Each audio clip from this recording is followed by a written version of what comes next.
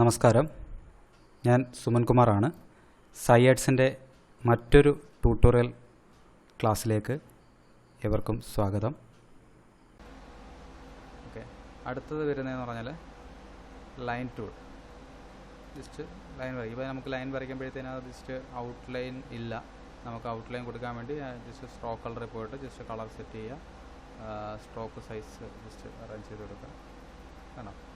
Okay, അപ്പം സ്ട്രോക്കിന് ഇപ്പോൾ outline പഠിച്ച് ഞാൻ സ്ട്രോക്കിനെ കുറിച്ച് പറയുമ്പോഴത്തേക്ക് നമുക്ക് വിൻഡോയിൽ പോയിട്ട് സ്ട്രോക്കിനെ കുറിച്ച് കുറച്ചും ഡീറ്റെയിൽ ആയിട്ട് നമുക്ക് പഠിക്കാനുണ്ട്. നമുക്ക് സ്ട്രോക്ക് എടുക്കുക, അവിടെ നമ്മളിവിടെ കൊടുത്ത വെയിറ്റും കാര്യങ്ങളെല്ലാം ഉണ്ട്.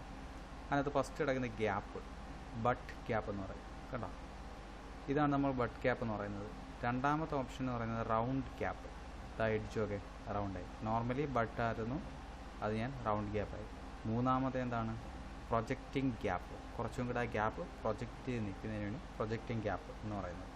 കണ്ടോ, പിന്നെ തൊട്ട് താഴെ കോർണർ എന്നൊരു ഓപ്ഷൻ ഉണ്ട്. അത് മനസ്സിലാക്കണമെങ്കിൽ നമുക്ക് ആദ്യം ഒരു റെക്റ്റാങ്കിൾ ടൂൾ എടുത്ത് വരച്ചിട്ട് ജസ്റ്റ് ഫിൽ കളർ ലൈറ്റായിട്ട് എല്ലാം കൊടുക്കുക. ഇപ്പം നോർമലി നിൽക്കുന്നത് എന്താണ്? മിറ്റർ ജോയിൻ ആണ്. കറക്റ്റ് സ്ട്രോക്കിൻ്റെ സെൻറ്ററിലൂടെയാണ് പോകുന്നത്. രണ്ടാമത്തെ ഓപ്ഷനായ റൗണ്ട് ജോയിൻ എടുത്തു കഴിഞ്ഞാൽ കണ്ടോ, എഡ്ജ് കോർണറായി. മൂന്നാമത്തെ ബിവൽ ജോയിൻ, ഓക്കെ, ബിവൽ ഓപ്ഷനായിട്ട് മാറി.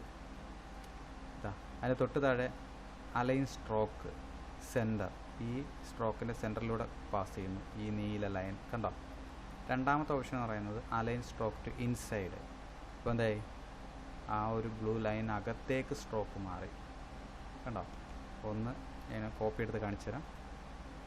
അലൈൻ സ്ട്രോക്ക് കണ്ടോ. മൂന്നാമത്തേനകത്ത് ഞാൻ എന്തായി? Align stroke outside. കണ്ടോ, പുറത്തേക്ക് മാറ്റപ്പെട്ടു. ഇത് ഞാൻ ഓഫ് ചെയ്തിട്ട് കഴിഞ്ഞാൽ നോർമലാക്കി കഴിഞ്ഞാൽ കണ്ടോ, ഇതെന്ന് പറയുന്നത് എന്താണ്? അലൈൻ സ്ട്രോക്ക് സെൻറ്ററിലൂടെയാണ്. ഇത് ഇൻസൈഡിലേക്ക്, ഇത് ഔട്ട് സൈഡിലേക്ക് മാറി. ഓക്കെ, അപ്പോൾ സ്ട്രോക്കിനെ കുറിച്ച് ഏകദേശം ഒരു ധാരണ കിട്ടിയല്ലോ നമുക്ക്. ഇനി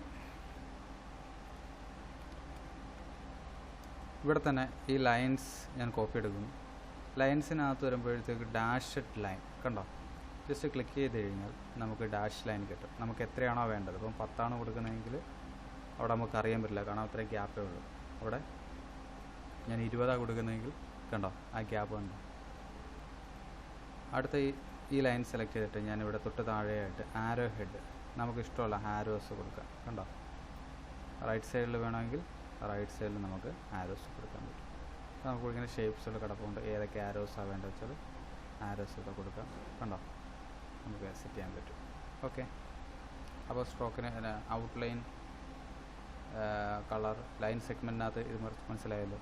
അതുപോലെ തന്നെ ആർക്ക് ടൂളുണ്ട്, നമുക്ക് വരയ്ക്കാൻ പറ്റിയ ടൂളുകളാണ്. അതുപോലെ തന്നെ നമുക്ക് സ്പൈറൽ ടൂളുകളുണ്ട്.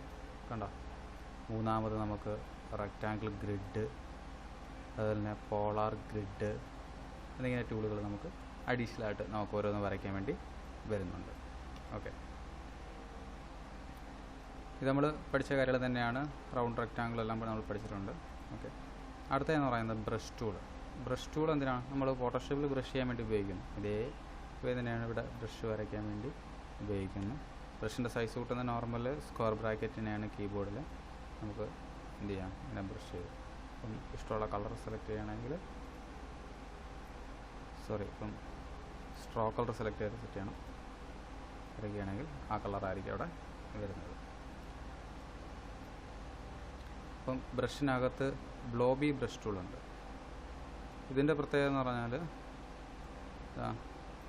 ഇതിനകത്ത് തന്നെ നമുക്ക് വരച്ച് പോകാം. അപ്പോൾ ഇത് ഒറ്റ ലെയറായിട്ടേ നമുക്ക് കിട്ടത്തുള്ളൂ. കണ്ടോ, ഇനി വേറെ ഏതെങ്കിലും കളർ വരയ്ക്കുകയാണെങ്കിൽ, ബ്ലോബി ബ്രഷ് വെച്ച് വരയ്ക്കുകയാണെങ്കിൽ അത് ഇത്രയും സെപ്പറേറ്റ്. കണ്ടോ, ബ്ലോബി ബ്രഷിന്. പക്ഷെ നമ്മൾ ബ്രഷ് ടൂൾ വെച്ച് വരയ്ക്കുകയാണെങ്കിൽ വരച്ച് കഴിഞ്ഞാൽ 2 പ്രാവശ്യം വരച്ച് കണ്ടോ, സെപ്പറേറ്റ് പാത്ത് ലെയറായിട്ട് മാത്രമേ നമുക്ക് ബ്രഷ് ടൂൾ വെച്ച് വരയ്ക്കാൻ പറ്റുക. പക്ഷേ ബ്ലോബി ബ്രഷ് എന്ന് പറയുന്നത് നമുക്ക് ഒരു സിംഗിൾ കളറാണെങ്കിൽ ആ സിംഗിൾ കളർ വെച്ച് നമുക്ക് എന്ത് വേണമെങ്കിലും വരച്ചു പോകാം. ബ്ലോബി ബ്രഷ് വെച്ച് നമുക്കിപ്പം കണ്ടോ അക്ഷരങ്ങളൊക്കെ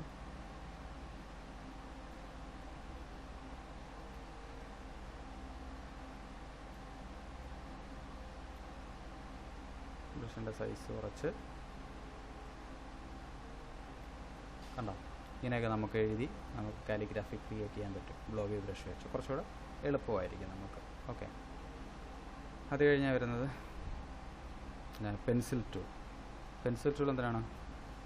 വരയ്ക്കാൻ വേണ്ടി ഉപയോഗിക്കുന്നത്. സ്ട്രോക്ക് കളർ ഇടുക, ജസ്റ്റ് വരയ്ക്കാൻ വേണ്ടിയാണ് ഉപയോഗിക്കുന്നത്.